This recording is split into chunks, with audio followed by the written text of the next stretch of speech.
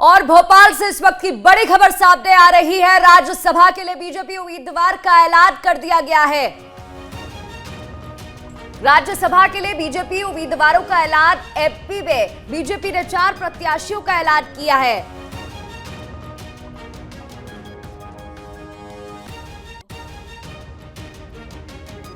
भोपाल से इस वक्त की बड़ी खबर आपको बता दें, राज्यसभा के लिए बीजेपी उम्मीदवारों का ऐलान। राज्यसभा के लिए बीजेपी उम्मीदवार का ऐलान। एमपी में बीजेपी ने 4 प्रत्याशियों का ऐलान किया। माया नरोलिया को प्रत्याशी चुना गया है। इसके अलावा डॉक्टर एल मुरुगन को प्रत्याशी बनाया गया। बंशीलाल गुर्जर बीजेपी प्रत्याशी होंगे और चौथा नाम उमेश नाथ महाराज का बताया जा रहा है। इंतजार हो रहा था लिस्ट का। भोपाल से बड़ी खबर आपको बता दें, देखिए अब तैयारी लगातार यहां पर दिखाई दे रही है। राज्यसभा के लिए बीजेपी उम्मीदवार का ऐलान कर दिया गया है। राज्यसभा के लिए बीजेपी उम्मीदवार का ऐलान। 4 नाम यहां पर रखे गए हैं। ये देखिए, ये जो सूची जारी की गई है उसकी तस्वीर भी टीवी स्क्रीन पर आपको दिखा रहे हैं। 4 प्रत्याशियों के नामों का ऐलान। माया नरोलिया को प्रत्याशी बनाया, डॉक्टर एल मुरुगन को प्रत्याशी बनाया, बंशीलाल गुर्जर प्रत्याशी बीजेपी के चुने गए। इसके अलावा उमेश नाथ महाराज को भी प्रत्याशी बनाया गया है। राजधानी भोपाल से आपको इस वक्त की बड़ी खबर बता रहे हैं। देखिए, अब नजर लोकसभा चुनाव पर है, फोकस वहां पर दिखाई दे रहा है। और ये जो सूची जारी की गई है, ये राज्यसभा के लिए बीजेपी उम्मीदवारों का ऐलान किया गया है। एक के बाद एक अब तैयारी दिखाई दे रही है। इस वक्त की बड़ी खबर राजधानी भोपाल से आपको बता दें, उम्मीद लगाई जा रही थी कि राज्यसभा के लिए जो बीजेपी उम्मीदवारों का ऐलान होगा वो जल्द हो सकता है। अटकलें तेज थी कि कभी भी ऐलान हो सकता है। और आपको इस वक्त की बड़ी खबर बता दें कि नामों का ऐलान किया गया है। राज्यसभा के लिए बीजेपी उम्मीदवार का ऐलान। एमपी में 4 प्रत्याशियों का ऐलान कर दिया गया है। तो वो 4 प्रत्याशियों के नाम भी हम आपको बता रहे हैं। ये देखिए, सूची आप टीवी स्क्रीन पर देख रहे हैं। ये 4 प्रत्याशियों के नाम हैं जो जारी कर दिए गए हैं। तो नामों का ऐलान यहां पर किया गया है। राज्यसभा चुनाव के लिए बीजेपी प्रत्याशियों का ऐलान हो चुका है। और चलिए आपको सीधे लिए चलते हैं राजधानी भोपाल से। हमारे साथ हमारी सहयोगी संवाददाता नीलम गुरवे जुड़ गई है। नीलम, नामों का ऐलान हुआ है, 4 प्रत्याशी बताए जा रहे हैं, क्या कुछ इनपुट्स?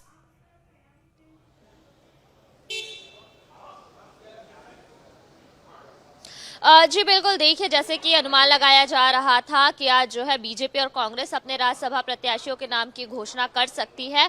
और 4 प्रत्याशी जो हैं मध्य प्रदेश से राज्यसभा चुनाव के लिए उतार दिए गए हैं, जिनमें अगर हम नामों की बात करें तो केंद्रीय मंत्री एल मुरुगन को जो है मध्य प्रदेश से बीजेपी राज्यसभा भेज रही है। ये तमिलनाडु से आते हैं। बीजेपी में तमिलनाडु इकाई के जो है अध्यक्ष भी रह चुके हैं। वहीं माया नरोलिया जो कि इस वक्त जो है बीजेपी प्रदेश महिला मोर्चा की जो है अध्यक्ष है, इन्हें जो है राज्यसभा भेजा जा रहा है। वहीं बंसीलाल गुर्जर जो कि किसान नेता माने जाते हैं, इन्हें जो है मध्य प्रदेश की राज्यसभा सीट से भेजा जा रहा है। साथ ही साथ उमेश नाथ महाराज।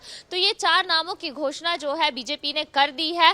कयास लगाए जा रहे थे कि बीजेपी हो सकता है कि 5 सीटों पर जो है प्रत्याशी उतारे, पर बीजेपी ने यहाँ पर जो है 4 नामों की घोषणा की है। और ये चारों सीटें की अगर हम बात करें तो चारों सीटें बीजेपी की तरफ से ही खाली हो रही है। एक सीट कांग्रेस से खाली हो रही है। बीजेपी ने यहाँ पर जो है तमाम तरह के समीकरण को साधने की कोशिश की गई है। महिलाओं के अगर हम देखें बात करें, महिला वर्ग को साधने के लिए माया नरोलिया को मौका दिया गया है, जो कि महिला मोर्चा की प्रदेश अध्यक्ष है बीजेपी मध्य प्रदेश में। वहीं एल मुरुगन तमिलनाडु से आते हैं। अभी इस वक्त अगर हम बात करें तो केंद्र में जो है सूचना एवं प्रसारण मंत्रालय में राज्य मंत्री है, केंद्रीय राज्य मंत्री है। वहीं बंसीलाल गुर्जर जो कि गुर्जर समाज के साथ साथ बड़े किसान नेता भी माने जाते हैं। काफी सक्रियता इनकी जो है किसान आंदोलन के समय भी देखने को मिली थी। और इस वक्त जहां पर एक बार फिर से किसानों की नाराजगी देखने को मिल रही है, तो उसे साधने की भी यहां पर जो है कोशिश की गई है। तो तमाम समीकरणों को ध्यान में रखते हुए इन 4 नामों की घोषणा जो है बीजेपी की तरफ से कर दी गई है। जी बिल्कुल नीलम, 5 नामों का कहीं ना कहीं अनुमान लगाया जा रहा था कि जब राज्यसभा के लिए बीजेपी उम्मीदवारों का ऐलान होगा तो हो सकता है कि 5 नाम एक साथ बीजेपी घोषित कर दे और ऐलान कर दे। वो 5वां नाम कौन सा हो सकता है? क्या अटकलें तेज है?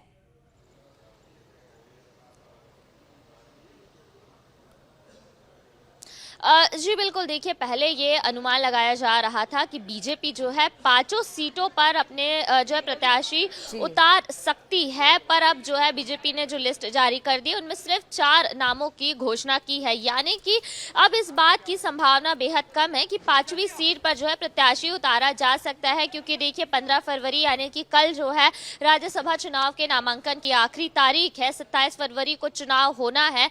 ऐसे में तमाम समीकरणों को साधते हुए बीजेपी ने अब जो है अपने पत्ते खोल दिए हैं। कहीं ना कहीं अगर हम बात करें तो कांग्रेस पर एक दबाव बनाने की 5वें नाम को लेकर के कोशिश की जा रही थी, पर अब जो है 4 नामों पर घोषणा कर दी गई है, यानी कि ये 4 नाम फाइनल हो गए हैं। इन्हें जो है मध्य प्रदेश से राज्यसभा भेजा जाएगा। अब ये देखना होगा कि कांग्रेस की आगे क्या रणनीति होती है, क्योंकि बिल्कुल बिल्कुल कांग्रेस नीलम, में मेरा कई अगला नाम है सवाल जिनकी यही यहाँ पर आपसे कि क्या लग रहा है कांग्रेस की सूची अब कब तक सामने आ जाएगी, क्योंकि देखिए यहाँ पर एक स्ट्रैटेजी चलती हुई बीजेपी दिखाई दे रही है। नामों का ऐलान पहले कर दिया गया है और लेकिन 5वीं सीट का जो नाम होगा वो अभी तक नहीं बताया गया है। ऐसे में कांग्रेस की सूची कब तक आ सकती है, क्योंकि अनुमान यही था कि उसकी सूची कांग्रेस जो है आज अपनी सूची ऐलान कर सकती है, घोषित कर सकती है।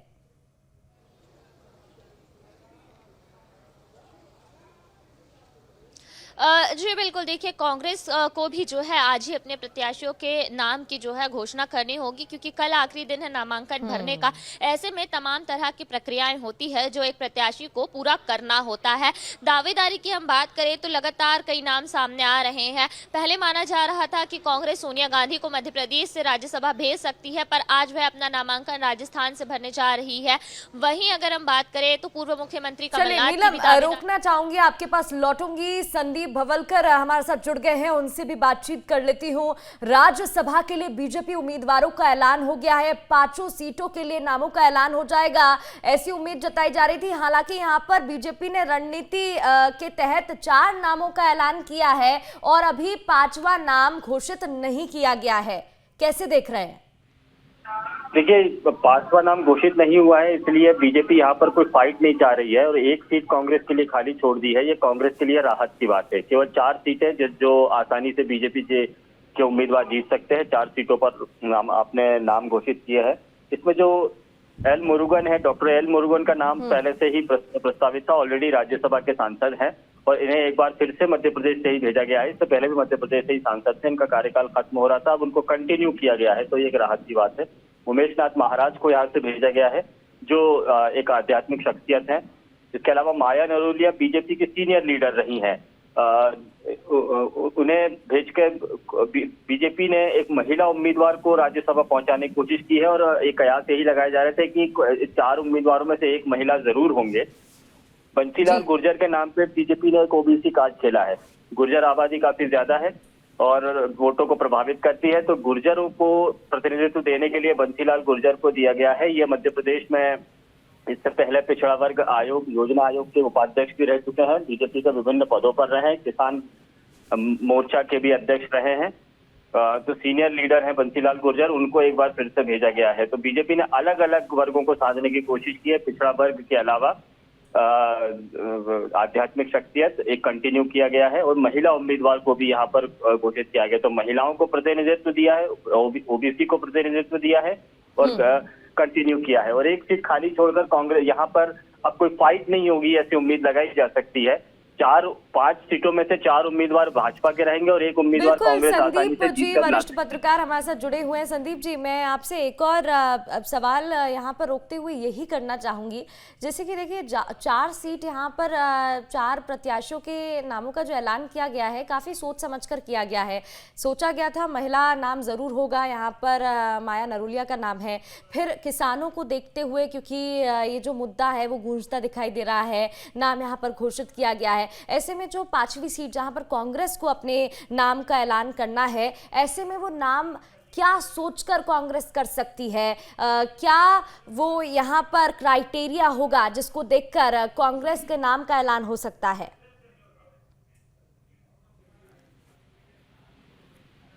जी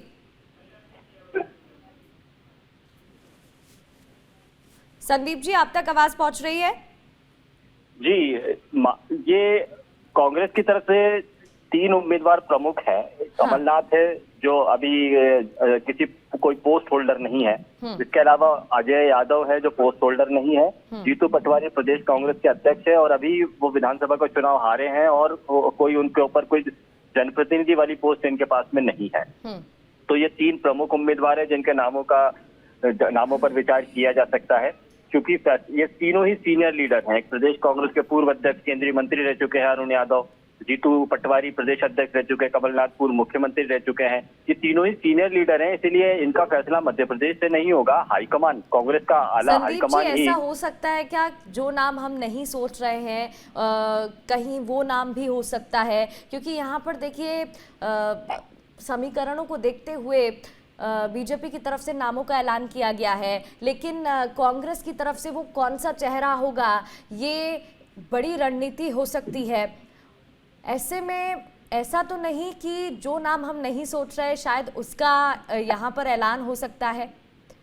बिल्कुल, और बहुत संभावनाएं इस बात की भी हैं। हाँ। क्योंकि अगर इन तीनों नेताओं में से किसी एक को भेजा गया तो ये एक ईगो क्लैश भी हो सकता है।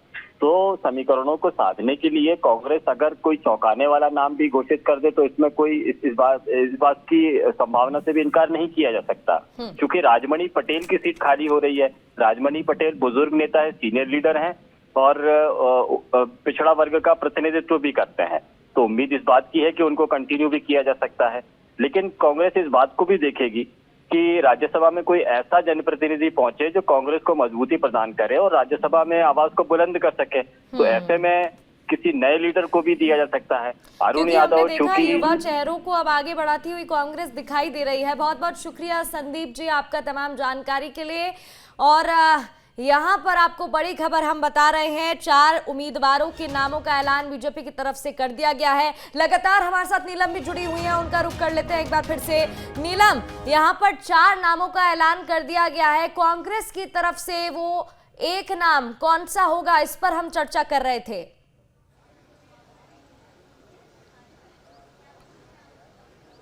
जी जी बिल्कुल, देखिए कांग्रेस की तरफ से जैसा कि संदीप जी ने भी बताया कि 3 नामों की जो है प्रबल दावेदारी मानी जा रही है।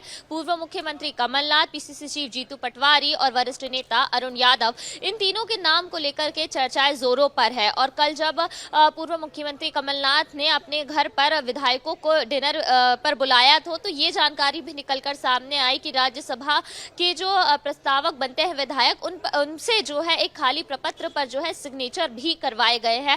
यानी कि ये माना जा रहा है कि कमलनाथ की दावेदारी जो है यहाँ पर सबसे ज्यादा प्रबल मानी जा रही है। वहीं कांग्रेस पार्टी ये चाह रही है कि क्योंकि राजमणि पटेल जो कि ओबीसी वर्ग से आते हैं, कांग्रेस में ओबीसी वर्ग के बड़े चेहरे रहे हैं, ऐसे में दूसरा जब कैंडिडेट इस सीट के लिए उतारा जाए तो वो भी किसी ओबीसी वर्ग के लिए हो, जो कि जीतू पटवारी भी हो सकते हैं या अरुण यादव भी। क्योंकि अब देखिए मध्य प्रदेश की अगर हम बात करें तो सीएम जो है यादव वर्ग से आते ओबीसी चेहरे हैं। ऐसे में कांग्रेस इस समीकरण को भी साधने की कोशिश कर रही है ताकि लोकसभा चुनाव में भी जो है इसका फायदा कांग्रेस कहीं ना कहीं उठा सके। तो जाहिर तौर पर कांग्रेस जो है आज अपनी लिस्ट कैंडिडेट्स की जारी कर सकती है। और थोड़ी देर पहले ही नेता प्रतिपक्ष उमंग सिंगार ने भी ये बयान जारी किया है कि चंद मिनटों के अंदर कांग्रेस जो है अपनी कैंडिडेट के नाम की घोषणा कर सकती है, क्योंकि बीजेपी अब कर चुकी है और कल आखिरी दिन है नामांकन का। तमाम तरह की प्रक्रिया करनी पड़ती है एक प्रत्याशी को। ऐसे में अब कांग्रेस के लिए भी जरूरी है कि वो आज अपने प्रत्याशी के नाम की घोषणा कर दे। और कहीं ना कहीं जो एक कयास लगाए जा रहे थे कि बीजेपी 5 सीटों पर जो है प्रत्याशियों को उतार सकती है, पर बीजेपी ने इस कयास पर जो है विराम लगा दिया है। 4 सीटों पर जो है प्रत्याशियों के नाम की घोषणा कर दी गई है।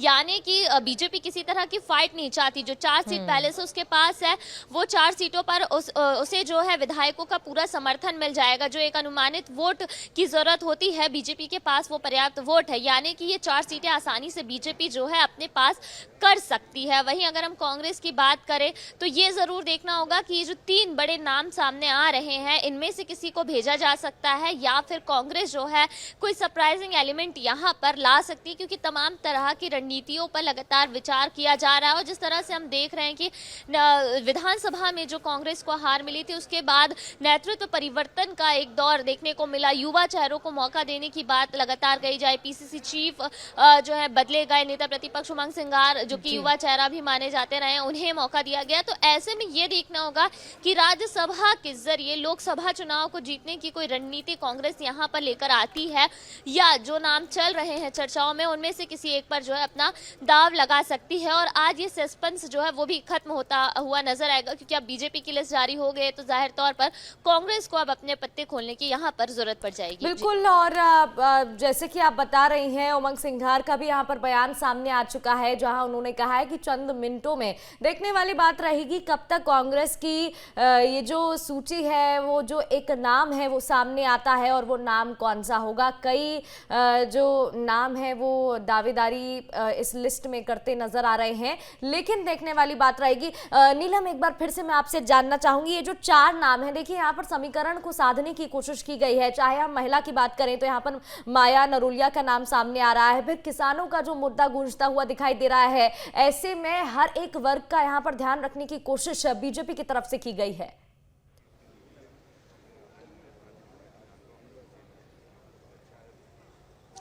जाहिर तौर पर देखिए, अगर हम सबसे पहले बात करें एल मुरुगन की, ये तमिलनाडु से आते हैं और इस वक्त केंद्र की राजनीति में सक्रिय है। केंद्र में सूचना एवं प्रसारण राज्य मंत्री के तौर पर जो है ये अपनी कार्य जो है निभा रहे हैं। और ऐसे में अब देखिए, अगर हम लोकसभा चुनाव के नजरिए से इसे देखें तो काफी बेहतर होगा, क्योंकि अगर हम बात करें दक्षिण में तो बीजेपी को जो है दक्षिण की सीटों को जीतने के लिए कड़ी मशक्कत करनी पड़ती है।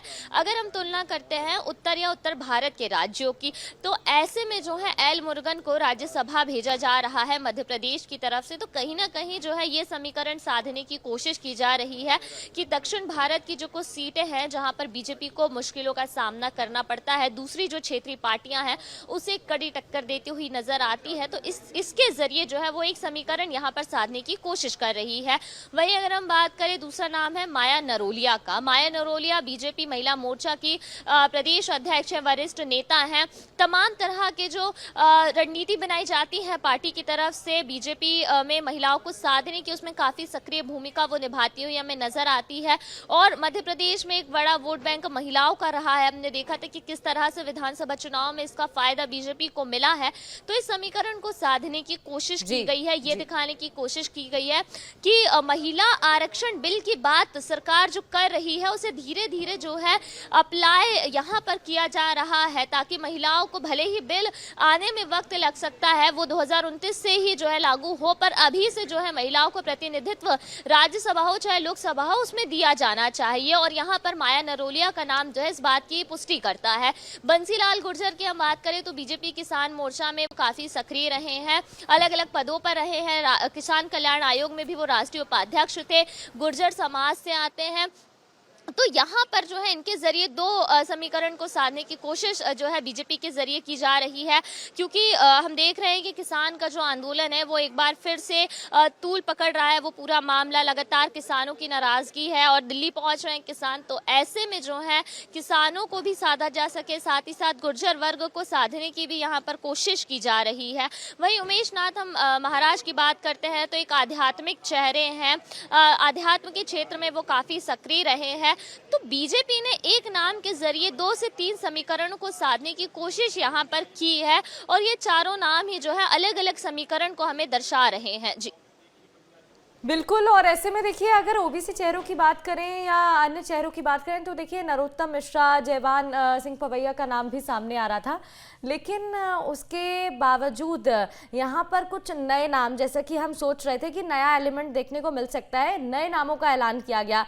वहीं अगर कांग्रेस की बात करें तो पहले कांग्रेस की तरफ से देखा गया कि वहां पर जो नए एलिमेंट्स थे वो इतने नहीं दिखे, लेकिन अब जो पहले हुआ उसको देखते हुए आगे कांग्रेस नई रणनीति चल सकती है, क्योंकि यहाँ पर कमलनाथ का नाम सुर्खियों में आ रहा है। डिनर पॉलिटिक्स से जोड़कर डिनर पार्टी को देखा जा रहा है। ऐसे में वो नाम कमलनाथ का होगा या नया एलिमेंट कोई सामने आएगा, ये बड़ी बात होने वाली है। नीलम,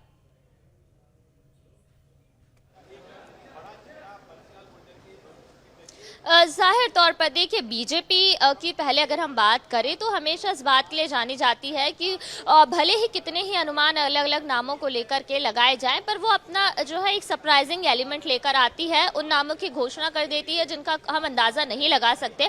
और इसका बेहतर उदाहरण जो है हमने विधानसभा चुनाव के दौरान ही देखा था, जब एकाएक कई सांसदों को और केंद्रीय मंत्रियों को वापस मध्य प्रदेश की राजनीति में सक्रिय किया गया और उन्हें प्रत्याशी के तौर पर उतारा गया। राज्यसभा की भी हम देखें तो चारों नाम में से सिर्फ एक एल मुरुगन के नाम पर जो है अनुमान लगाया जा रहा था, बाकी इन 3 नामों की इतनी ज्यादा चर्चाएं नहीं थी। तो यहाँ पर ये 3 नाम जाहिर तौर पर अलग से आए हैं, सरप्राइजिंग आए हैं। तो कांग्रेस को भी अब ये जाहिर तौर पर सोचना होगा कि वो किस रणनीति के तहत अपनी एक सीट पर जो है कैंडिडेट उतारती है, क्योंकि देखिए कमलनाथ की अगर हम बात करें तो उनका कद राज्य की राजनीति हो चाहे केंद्र की राजनीति हो काफी बड़ा रहा है। केंद्र में लंबे समय तक वो सक्रिय रहे थे। मध्य प्रदेश में जब उन्होंने अपनी सक्रियता बढ़ाई तो पहले उनके पास कांग्रेस पीसीसी चीफ का पद था, फिर मुख्यमंत्री बने। इसके बाद अब जब विधानसभा चुनाव में हार मिली तो जाहिर तौर पर कहीं ना कहीं सवाल उठ रहा था कि शायद वो लोकसभा चुनाव लड़ सकते हैं, क्योंकि सिर्फ विधायक रहना शायद उनके कद के लिए इतना मुनासिब ना हो। पर उन्होंने और उनके सांसद बेटे नकुलनाथ ने साफ तौर पर कह दिया था कि जो छिंदवाड़ा लोकसभा सीट है यहाँ से नकुलनाथ ही जो है चुनाव लड़ेंगे। इसके बाद राज्यसभा चुनाव की जैसे ही सुगबुगाहट तेज हुई तो कमलनाथ का नाम जो है सामने आने लगा, और जब उन्होंने सोनिया गांधी से मुलाकात की तो इस बात के कयास जो है ज्यादा तेज हो गए थे, सियासी गलियारों में चर्चाएं तेज हो गई थी। देखने वाली बात होगी कि वो नाम कौन सा होगा। बहरहाल बीजेपी की तरफ से 4 नामों का ऐलान कर दिया गया है। नीलम बने रहिएगा, लौटूंगी